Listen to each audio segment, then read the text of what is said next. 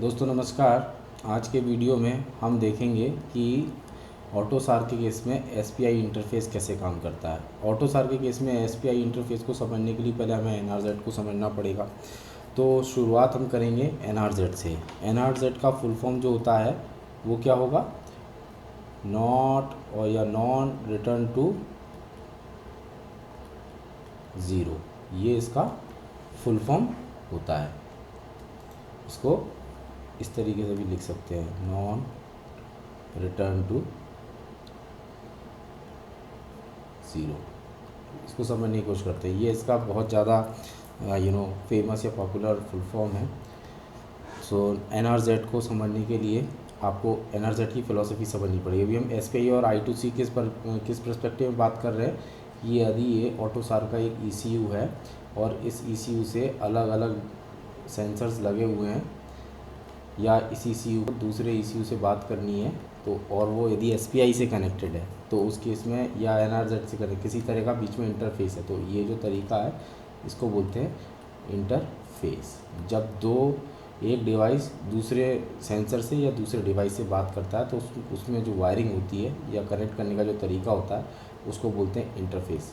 Interface को और अच्छे से मैं आपको बता देता हूँ कि जैसे इस ईसीयू पे अब मैंने टेम्परेचर का लगा दिया, ऑक्सीजन का लगा दिया, इसी के साथ में स्पीड सेंसर लगा दिया, ठीक है, मोशन डिटेक्शन के लिए लगा दिया। अब ये सारी चीज़ें, ये सारे जो क्या है सेंसर्स हैं ये सारे, और ये क्या है कंप्यूटेशनल डिवाइस है।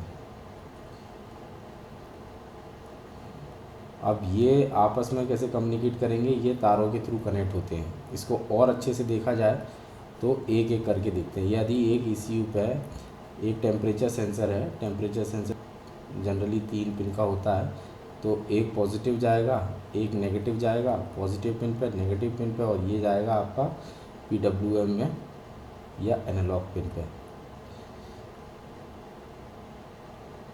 तो ये हार्डवेयर की बेसिक इन्फॉर्मेशन होती है। जनरली हम हार्डवेयर को एज अ ब्लैक बॉक्स ही ट्रीट करते हैं, बट मैं आपको कनेक्शन के फॉर्म में बता रहा हूँ। तो अब इस सेंसर को इस यूनिट से कनेक्ट करने के तरीके को बोलते हैं, क्या बोलते हैं? इंटरफेस। जनरली IF करके लिखा जाता है, बट इसका फुल फॉर्म होता है इंटरफेस, इस तरीके से, ठीक है। तो इंटरफेस बहुत तरीके होते हैं। जब आप एक ही कंप्यूटर में अलग अलग तरीके की डिवाइस लगाते हो या कंप्यूटर में या ईसीयू में, तो भी इंटरफेस होगा।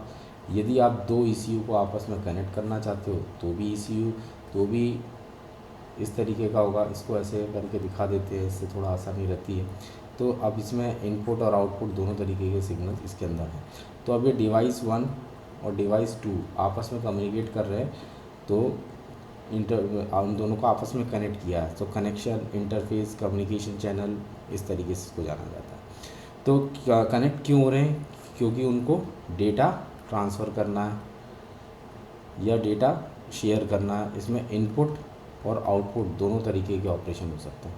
कभी ये इसको डेटा भेजेगा तो कभी ये इसको डेटा भेजेगा, या मतलब ये डेटा भेज के ही एक दूसरे से कम्युनिकेट कर रहे हैं। डेटा भेजने का तरीका होता है जिसमें आपके फ्लो कंट्रोल प्रोटोकॉल्स आ जाते हैं, लेकिन अभी हम उस पर डिस्कशन नहीं करेंगे। अभी इंटरफेस को समझने का तरीका, इंटरफेस क्या होता है ये, और हम देखेंगे कि कैसे डेटा ट्रांसफ़र करते हैं। तो एनआरजेड के केस में डेटा ट्रांसफ़र करने का तरीका जो होता है वो बड़ा ही सिंपल होता है। एनआरजेड में क्या होता है, या तो ये ऑलवेज़ किस तरीके से रहेगा, या तो पॉजिटिव रहेगा और ये नेगेटिव रहेगा, बट नेवर ज़ीरो। वाई? जैसे ही ज़ीरो होगा उसका मतलब क्या है? कम्युनिकेशन बंद हो गया, ठीक है।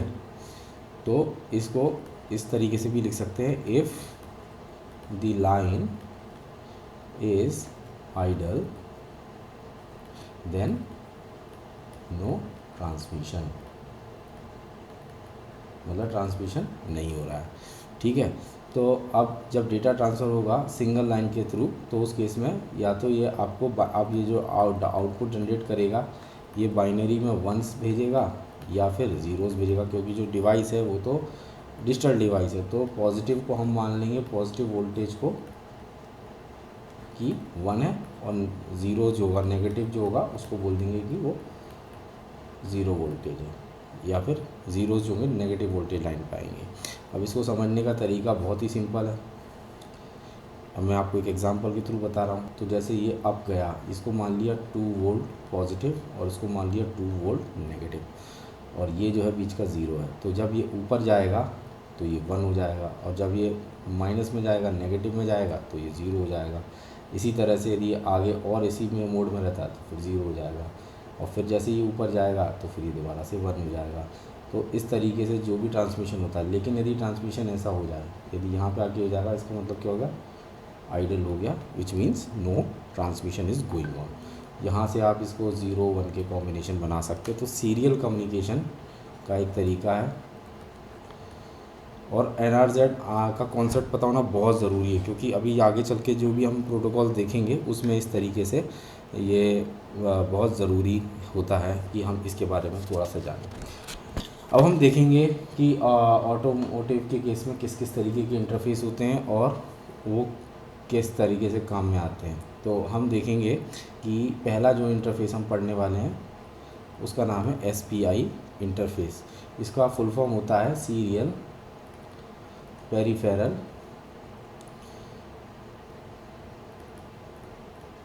इंटरफेस।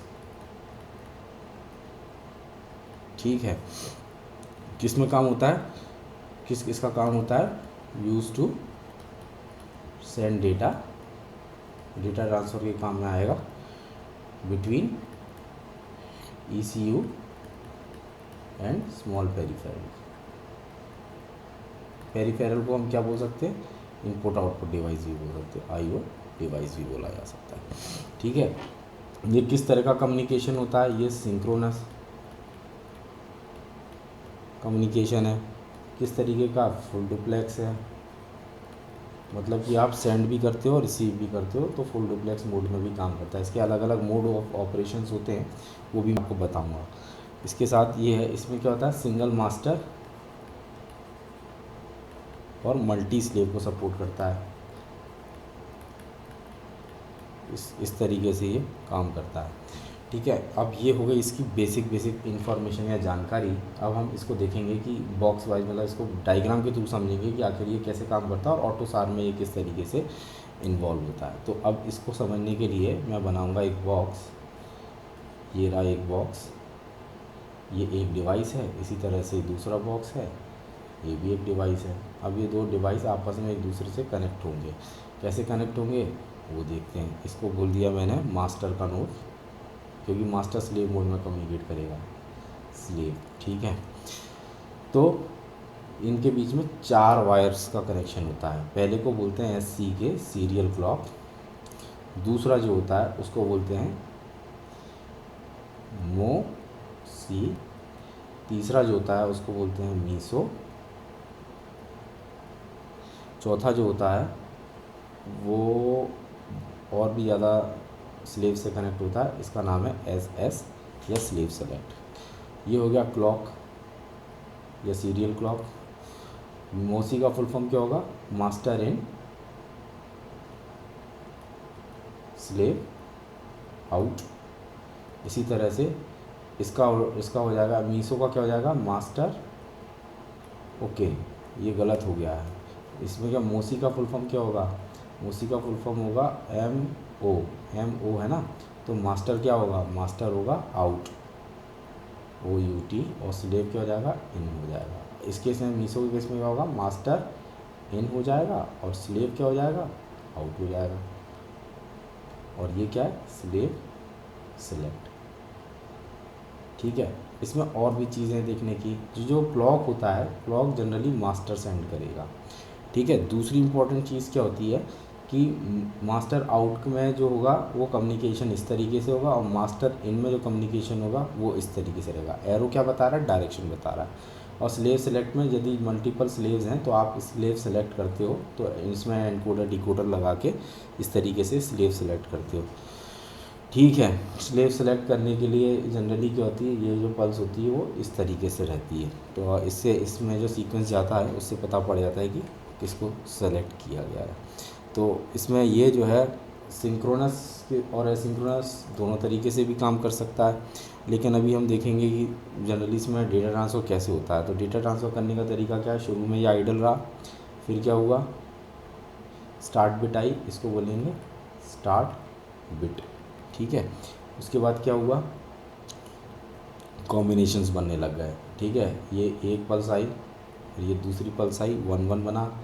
इसके बाद फिर क्या हुआ, इसके बाद फिर से एक और पल्स डाउन गई, तो ये 2 पल्स को मान के चले तो 0 0 हो गया।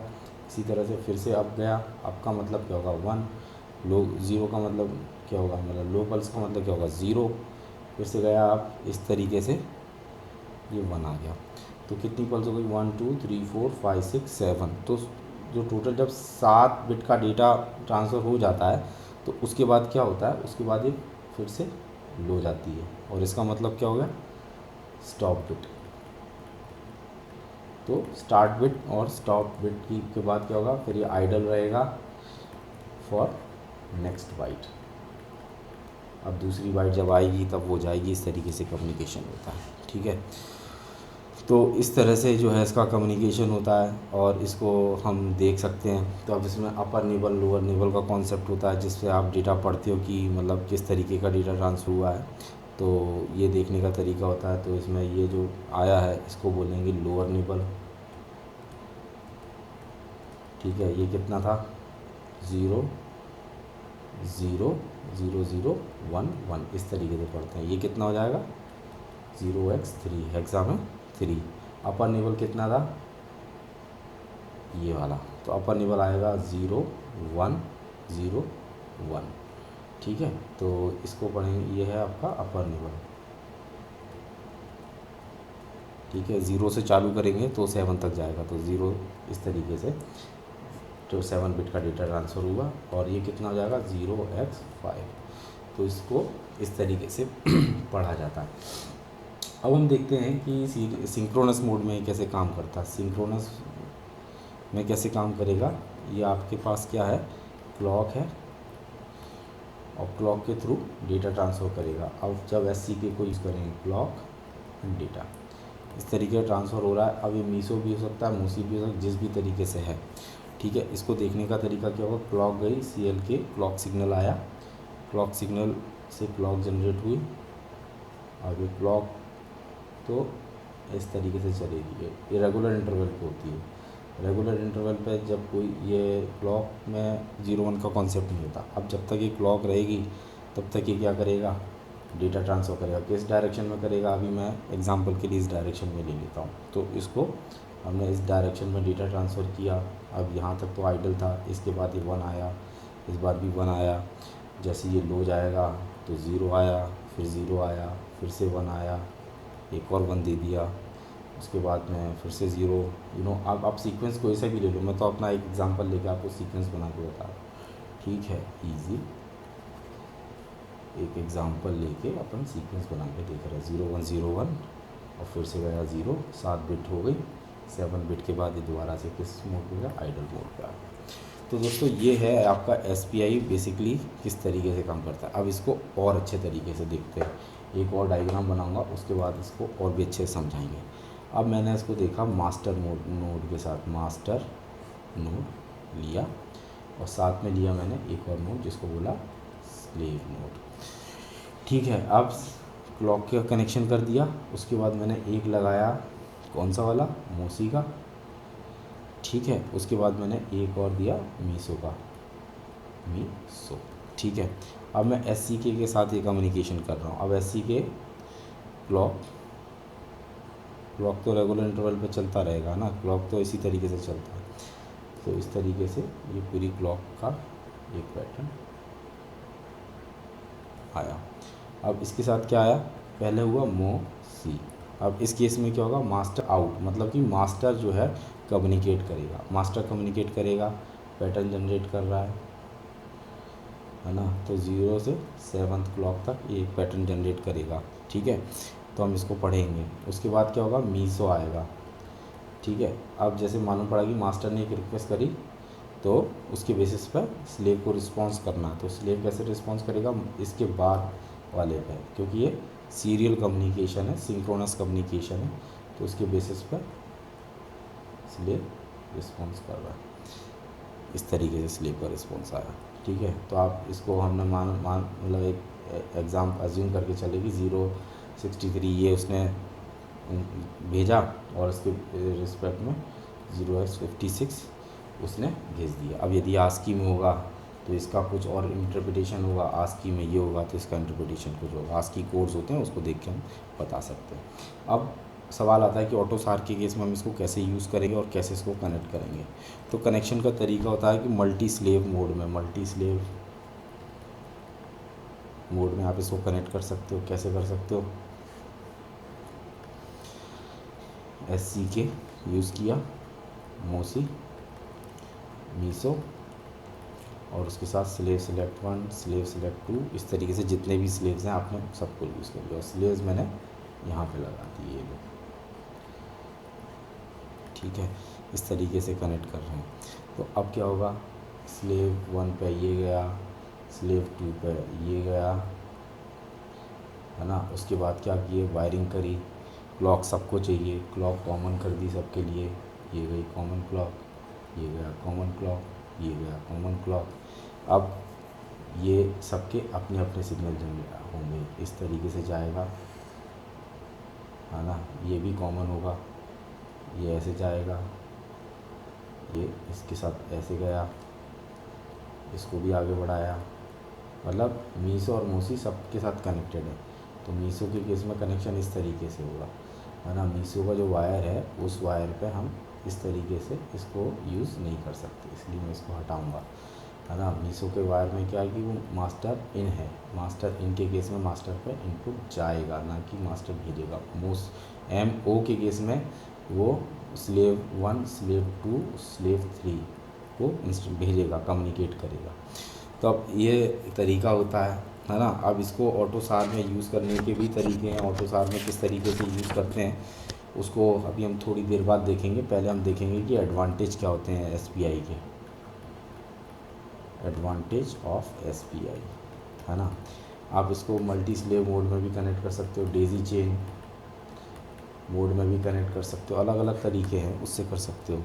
तो आपको जिस तरह का टोपोलॉजी बनानी है, टोपोलॉजी तो अपने हाथ में जैसे आप चाहोगे वैसे बना सकते हो। तो एडवांटेज ऑफ SPI क्या होता है, फास्टर होता है। ठीक है, किससे के कंपैरिजन में फास्टर होता है, एसिंक्रोनस कम्युनिकेशन जो होता है उसके कंपैरिजन में फास्टर होगा। दूसरा क्या होता है, इट सपोर्ट मल्टीपल डिवाइस और मल्टीपल स्लेव्स। बेसिकली एक मास्टर रहेगा, इसमें मास्टर स्लेव कॉम्बिनेशन होता है। मास्टर स्लेव में मल्टी मास्टर मल्टी स्लेव नहीं होता, सिंगल मास्टर मल्टी स्लेव होता है ना। और साथ ही साथ में जो रिसीवर हार्डवेयर है, जो रिसीवर साइड है वो सिंपल क्या हो सकता है, hardware could be simple shift register. मतलब कि शिफ्ट रजिस्टर या फिर रजिस्टर क्या होता है, मेमोरी होती है, जैसे 8 बिट का रजिस्टर है। ठीक है, तो इसमें 8 बिट शिफ्ट हो सकती है। तो पहली बिट आई यहाँ पे आ गई, दूसरी बिट आई तो ये वाली बिट यहाँ पे शिफ्ट हो गई और यहाँ पे दूसरी बिट आ गई। तो इस तरीके से ये बिट शिफ्ट होती रहेगी और जैसे ही ये वाली बिट यहाँ पे आ जाएगी मतलब ट्रांजैक्शन पूरा हो जाएगा और यहाँ पे और कंटेंट आ गया, इसका मतलब क्या, बफर फुल हो गया। ठीक है, ये हो गया SPI के फ़ायदे। अब SPI के कुछ घाटे भी होते हैं या डिसएडवांटेजेस होते हैं, वो भी देखेंगे। SPI के डिसएडवांटेजेस क्या होते हैं, पहला हो गया it requires more signal lines. मतलब इसमें बहुत सारे वायर्स का यूज़ होता है। मतलब आपने देखा कि सीरियल क्लॉक, मोसी, मीसो और स्लेव सेलेक्ट, ये पिन्स को यूज़ करना, 4 वायर यूज़ करना पड़ते हैं। यदि मेरे पास 10-20 डिवाइसेज हैं जो मैं कनेक्ट करना चाहता हूँ तो मेरा जो कनेक्शन है वो बड़ा हौच पौच हो जाएगा। ठीक है, साथ ही साथ में इसमें एक और चीज़ बहुत ज़रूरी है कि आप कम्युनिकेशन करने से पहले ही सारी चीज़ें वेल डिफाइंड कर दें।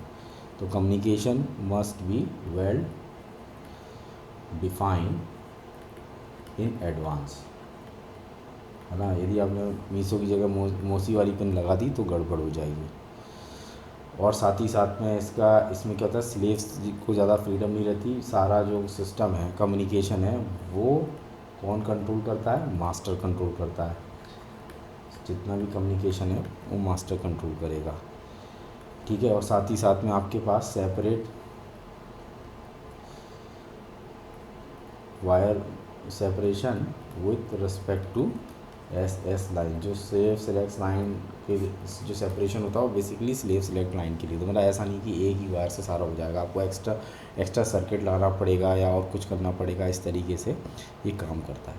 साथ ही साथ में दोस्तों ये इसके अलग अलग मोड्स ऑफ ऑपरेशन होते हैं, एसपीआई के मोड्स, ठीक है। मोड्स कौन से होते हैं, इसको एक टेबल के फॉर्म में देखेंगे तो ज़्यादा अच्छे समझ में आएगा। मोड अब मैं आपको बताऊंगा मोड किस उसमें होते हैं। ये मोड होते हैं पोलरिटी के हिसाब से, और दूसरा होता है सी या फिर PHA फेस, इसको बोलते हैं पोलरिटी।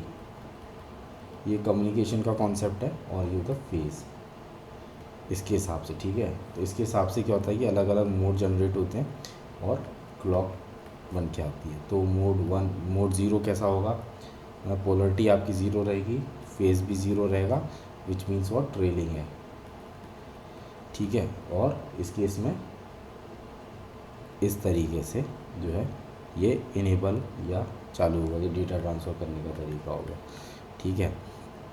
मोड 1 में क्या होता है, पोलरिटी 0 रहती है और फेस 1 हो जाता है, ये लीडिंग हो जाएगा, ठीक है। इस केस में ये ऐसे और इस तरीके से चलेगा।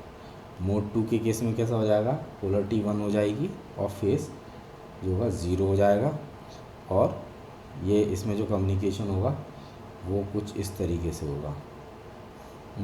इसको कैसे बताएंगे, okay let me try like this this and this. अब ये यहाँ से कम्युनिकेट, इस केस में ये डेटा ट्रांसफ़र इनेबल कर रहा है, इस केस में क्या हो रहा था, ये डेटा ट्रांसफ़र इनेबल कर रहा था, और इस केस में ये डेटा ट्रांसफ़र इनेबल कर रहा है।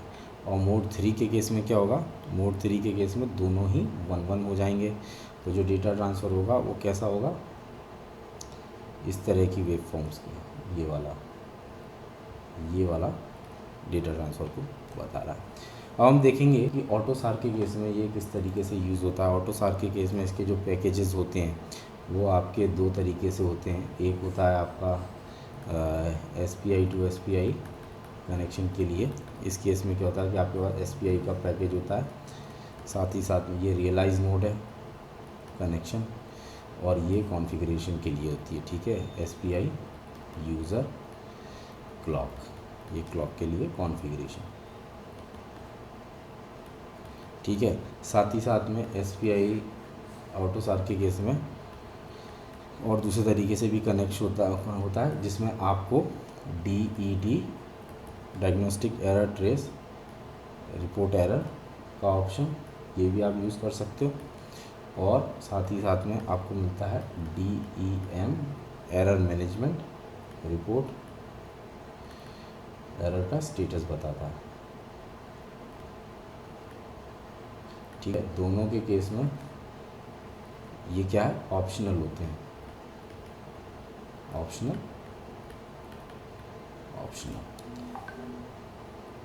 दोस्तों अब सवाल आता है कि ऑटोसार के केस में हम इसको किस तरीके से यूज़ करेंगे। तो ऑटोसार के या किसी भी उसमें इन जनरल भी आपको क्या करना पड़ता है कि SPI की हेडर फाइल यूज़ करनी पड़ती है, header file, okay. Header file में क्या होता है, जैसे कि SPI.h, यदि आप C में प्रोग्राम कर रहे तो इसकी टाइप डेफिनेशन सारी इसके अंदर आ जाती हैं। इसके बाद क्या होता है कि इसकी फंक्शनल स्पेसिफिकेशन होती है ऑटोसार के केस में, स्पेसिफिक, ठीक है। फंक्शनल स्पेसिफिकेशन इसके अंदर क्या होता है, ये आपका सिंक्रोनस मोड पे किस तरीके से काम करवाना है, एसिंक्रोनस मोड पे किस तरीके से ये काम करेगा, इसकी बिहेवियर जो होता है, बेसिक बिहेवियर हो गया, और इंटरप्टेबल फॉर्म में इंटरप्टेबल सीक्वेंस कैसे जनरेट करेगा, ये सारी चीज़ें ऑलरेडी उसमें होती हैं। तो इसके अलग अलग लेवल होते हैं। तो लेवल 0 होता है, लेवल 1 होता है और लेवल 2 होता है। लेवल 0 में बेसिक, सिंक्रोनस और एसिंक्रोनस दोनों मोड आ जाते हैं, है ना। लेवल 1 में क्या होगा, एक मिनट, लेवल 1 में क्या होगा, लेवल 0 में क्या होगा, लेवल 0 में बेसिक सिंक्रोनस आ जाएगा, बेसिक सिंक्रोनस। लेवल 1 में क्या आएगा, बेसिक एसिंक्रोनस आ जाएगा। और लेवल 2 में क्या आ जाएगा आपका जो है एनहेंस बिहेवियर होता है, बिहेवियर, ठीक है। ये इस तरीके से होता है। तो लेवल 1 के अंदर आपके ये दोनों आ जाते हैं, लेवल 0 के अंदर ये वाला आ जाता है और लेवल 2 में ये वाला कंपोनेंट आता है, ठीक है। इसकी अलग अलग तरीके से शेड्यूलिंग कर सकते हैं। तो जब आप ECU को कनेक्ट करते हैं तो उस केस में शेड्यूलिंग कैसे मैनेज करना है, इसके साथ साथ आती है इसके एरर्स। इसमें अलग अलग तरीके की एरर को समझने का भी होता है। इसमें डेवलपमेंट एरर्स, डेवलप करते समय डिज़ाइन टाइम पे जो आती हैं, उसके बाद रन टाइम एरर्स आती हैं, ठीक है। रन टाइम एरर के बाद ट्रांजिएंट एरर होती हैं। ट्रांजिएंट एरर्स वो एरर होती हैं जो ट्रांजिशंस के टाइम पे जनरेट होती हैं, ठीक है। प्रोडक्शन एरर्स होती हैं। इस साथ ही साथ में एक और टाइप की एरर होती है जिसको बोलते हैं एक्सटेंडेड प्रोडक्शन एरर। तो इस तरह से जो एरर्स होती हैं वो एरर आप देखते हैं, समझते हैं। और साथ ही साथ में इसमें इसके हर SWS होते हैं। SWS में ये सारी चीज़ें बहुत अच्छे से बताई गई हैं कि इसमें किस तरीके का होता है। जब आप इसको यूज़ करते हैं तो इसकी जो फाइल होती है, SRS फाइल होती है, उसमें आप मतलब जो इसके स्टैंडर्ड फाइल्स होती हैं, टेम्पलेट्स, या फाइल को टेम्पलेट्स बोलते हैं। फॉर्म होता है, उस फॉर्म को जब आप भरते हो तो उसमें आपको बहुत सारी इन्फॉर्मेशन देनी पड़ती है। जैसे कि आपको बताना पड़ता है कि SPI कॉन्फ़िग टाइप कौन सा है, कॉन्फ़िगरेशन टाइप बताना पड़ता है। उसके साथ स्टेटस टाइप ये आता है, सारा SPI डैश इस तरीके से चलता है ना। जॉब रिज़ल्ट टाइप ये भी आएगा। उसके बाद आएगा सीक्वेंस रिज़ल्ट टाइप, ये भी आएगा। इसके साथ आपका डेटा बफर किस तरीके का यूज़ किया, रीड है, राइट है, बोथ है, किस तरह का है ना। नंबर ऑफ़ डेटा टाइप्स, कितने तरीके के डेटा टाइप्स आप यूज़ कर रहे हो, है ना, वो इन्फॉर्मेशन आएगी। चैनल कौन सा यूज़ किया और चैनल का टाइप क्या है, वो इन्फॉर्मेशन हमको बतानी पड़ती है, ठीक है। साथ ही साथ में हमको जॉब टाइप बताना पड़ेगा। ये सारे पैरामीटर्स फिल करने पड़ते हैं ना। उसके साथ सीक्वेंस टाइप, ये इन्फॉर्मेशन देनी पड़ती है। इसी तरह से हार्डवेयर यूनिट कौन सी यूज़ करी है उसके बारे में हमको बताना पड़ता है। और यदि SPI एसिंक्रोनस मोड पर काम कर रहा है तो उसका टाइप बताना पड़ता है। तो ये जो सारी चीज़ें अभी हमने डिस्कस करी हैं इसको बोलते हैं टाइप डेफिनेशन, ठीक है। ये सारी चीज़ें फिल करनी पड़ती हैं। ये अलग अलग इंफॉर्मेशन आपको मिल जाएगी। इसमें जो सबसे ज़रूरी चीज़ है जिसके बारे में अभी बात करूँगा वो है इसकी function definition. Function definitions, okay. Function अलग अलग अब फंक्शन डेफिनेशन ज़रूरी क्यों है, क्योंकि हम फंक्शन ही है जो हम पढ़ते हैं, फंक्शंस को ही यूज़ करते हैं, एग्जीक्यूट करते हैं। तो इसमें अलग अलग तरीके के फंक्शंस होते हैं। पहला होता है आपका SPI इनिशियलाइज, INT मतलब इनिशियलाइजेशन करता है, ठीक है। ये जो है सिंक्रोनस फंक्शन होता है और ये नॉन रीइंटरेंट होता है। नॉन रीइंटरेंट मतलब बार बार इसको एग्जीक्यूट नहीं कर सकते, नॉन रीइंटरेंट है, ठीक है। इसके बाद होता है आपका SPI डी इनिशियलाइज, ठीक है, डी इनिशियलाइजेशन जो ऊपर जो लिखा है वो, ठीक है। ये भी सिंक्रोनस फंक्शन होता है और ये भी नॉन रीइंटरेंट होता है। और इसकी जो रिटर्न वैल्यू होती है वो इस तरीके से आती है। मोस्टली इसके जो फंक्शन की जो रिटर्न वैल्यू है वो इस तरीके से आती है। इसका मतलब क्या होगा, कमांड एक्सेप्टेड है,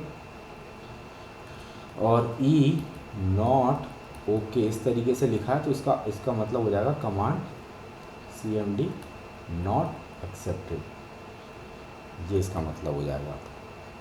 इसी तरीके से दोस्तों इसमें जो दूसरा होता है वो रहता है आपका SPI right buffer, right input buffer. Okay, ये भी सिंक्रोनस होता है, और इसका जो पैरामीटर होता है, पास करने का जो पैरामीटर होता है, ये होता है चैनल आईडी के थ्रू इसको पास करते हैं। इसी की तरह दूसरा होता है आपका SPI रीड की जगह, आप राइट की जगह क्या आ जाएगा, रीड बफर आ जाएगा, सेम चैनल आईडी। और ये फंक्शन जो होता है ये री इंटरेंट फंक्शन होता है, ये नॉन री इंटरेंट नहीं है, ये री इंटरेंट है, ठीक है। इसी तरह से क्या होता है, एक और चीज़ होती है जिसको बोलते हैं SPI, एक और फंक्शन है SPI एसिंक ट्रांसमिट, ठीक है। एसिंक्रोनस ट्रांसमिशन का मतलब होता है एसिंक्रोनस ट्रांसमिशन करेगा, और ये भी री इंटरेंट INENTRANT, ये भी री इंटरेंट रहेगा। और इसका साथ आपको क्या देना पड़ेगा, सीक्वेंस ID बताएगा। यप, इसी तरह से एक और है जिसका नाम है SPI, ये है सेट अप EB, ठीक है। ये भी सिंक्रोनस है। ये बेसिकली क्या बताता है, ये बफर की लेंथ है ना, चैनल कितने हैं, कंटेंट क्या है, मिनिमम इसमें जो ट्रांसमिशन होता है वो 1 होता है, मैक्सिमम जनरली स्पेसिफाइड नहीं किया गया है, तो कुछ भी मतलब 8 बाइट 16 बाइट इस तरह, या सीक्वेंशियल है रन करंट चलता है तो फिर वो इंफॉर्मेशन आती रहती है। दूसरा एक और होता है जिसका नाम है SPI गेट स्टेटस, जो कम्युनिकेशन चल रहा है या जो इंटरफेस के थ्रू जो हो रहा है कम्युनिकेशन, उसके बारे में इंफॉर्मेशन देना या पता लगाने के लिए आप इसको एग्जीक्यूट करोगे, और इसमें ज़्यादा कुछ पैरामीटर टाइप है नहीं। इसी के साथ सेकंड लास्ट जो है वो है हमारा गेट जॉब रिजल्ट्स, ठीक है। ये भी सिंक्रोनस है और साथ ही साथ में रीइंट्रेंट है। लास्ट जो है वो आपका है गेट सीक्वेंस, ये क्या था, गेट सीक्वेंस रिज़ल्ट, ठीक है। तो ये भी इसी तरह से होगा। और भी है ना, गेट इसका एक है SPI सिंक ट्रांसमिट, जैसे सिंक ट्रांसमिट था वैसे ही सिंक ट्रांसमिट है। इसी तरह से एक और होता है SPI get hardware unit status, ये होता है। और लास्ट है set asynchronous mode, async mode, ये है। तो हमने देखे दोस्तों, अभी मैं आप इसको समराइज़ करूँगा कि अभी हमने क्या देखा। हमने स्टार्टिंग से देखेंगे कि हमने देखा NRZ क्या होता है, SPI क्या होता है, SPI में कम्युनिकेशन किस तरीके से होता है, ठीक है। एक मिनट, हाँ, कम्युनिकेशन किस तरीके से होता है, डेटा ट्रांसफ़र का तरीका क्या होता है। उसके बाद हमने देखा कि SPI की प्रॉपर्टीज़ क्या होती है, कनेक्शन किस तरीके से होता है, सीरियल कम्युनिकेशन, ये जो एग्जांपल था सीरियल कम्युनिकेशन का या एसिंक्रोनस कम्युनिकेशन का, ये किस तरीके से कम्युनिकेट करता है, और सिंक्रोनस कम्युनिकेशन किस तरीके से होता है। इसको मैं बोल देता हूँ ASYNC, जिससे समझने में आसानी रहेगी, ठीक है। ये दो कम्युनिकेशन देखे, मास्टर स्लेव मोड में कम्युनिकेशन देखा हमने किसको, मीसो मोसी को यूज़ करके देखा। जब मैंने इसमें अलग अलग क्लॉक यूज़ करी, ये वाली जो क्लॉक थी, इस क्लॉक का क्या नाम होगा, SCK, सीरियल क्लॉक। डायग्राम के साथ हमने समझने की कोशिश करी कि SPI में कम्युनिकेशन कैसे होता है, इसके एडवांटेजेस डिसएडवांटेजेस देखे, और उसके बाद हमने इसके मोड्स देखे। मोड्स देखने के बाद हमने देखा कि ये किस तरीके से कम्युनिकेशन ऑटोसार में डिप्लॉय किया जाता है। हेडर फाइल यूज़ होती है, फंक्शन की स्पेसिफिकेशन होती है। स्पेसिफिकेशन में 3 लेवल होते हैं, लेवल 0, लेवल 1 और लेवल 2। और लेवल 2 में एनहेंस्ड बिहेवियर आता है, और लेवल 1 में एसिंक्रोनस और इंटरप्टेबल सीक्वेंसेस आते हैं। एरर्स किस किस तरीके की होती है, development error, run time error, transient error, production error और एक्सटेंडेड प्रोडक्शन एरर, ये 5 तरीके की इसमें एरर्स ये बताता है। उसके बाद जो है हमने देखा कि इसकी टाइप डेफिनेशन क्या, बेसिकली जो फंक्शन है वो टाइप डेफिनेशन से आप मिलते जुलते हैं, आप देखेंगे तो बहुत सारी चीज़ें आपको फंक्शंस में भी मिल जाएंगी। तो इसकी टाइप डेफिनेशन देखी जिसमें status, job result, sequence result, data buffer, number of data types, channel type, job type, sequence, hardware unit, async mode पे चलाने के लिए वो सब देखा। एसपीआई के उनको ऑटो सारे के से फंक्शन समझना बहुत ज़रूरी है। फंक्शन में इसलिए मैंने बहुत अच्छे तरीके से आपको इंटरेंसी, री इंटरेंसी, सिंक्रोनस, एसिंक्रोनस बताया। जैसे कि आप देखेंगे इसमें कुछ फंक्शंस जो हैं वो नॉन री इंटरेंट हैं और कुछ री इंटरेंट है। नॉन री इंटरेंट का एग्जांपल क्या है, एसपीआई इनिशियलाइज, ठीक है, डी इनिशियलाइज करना, ये नॉन री इंटरेंट है ना। बहुत सारे फंक्शंस जो हैं री इंटरेंट भी हैं। तो मोस्टली आप देखोगे राइट बफर, रीड बफर, ये सब री इंटरेंट है। किसी किसी के साथ पैरामीटर में आप चैनल आईडी देते हो, किसी किसी के साथ पैरामीटर में आप सीक्वेंस आईडी देते हो, और कभी कभी आपको बफर लेंथ देनी पड़ती है। तो इस इनके अपने सिंटैक्स हैं ऑलरेडी बने बनाए, लेकिन ये जो है ओवरऑल ओवरव्यू है ऑटोसार को कि केस में एसपीआई किस तरीके से डिप्लॉय किया था, यूज़ किया था। यदि दोस्तों इससे रिलेटेड आपके कोई भी सवाल हो तो कृपया कमेंट सेक्शन में ज़रूर बताएं। बहुत बहुत धन्यवाद।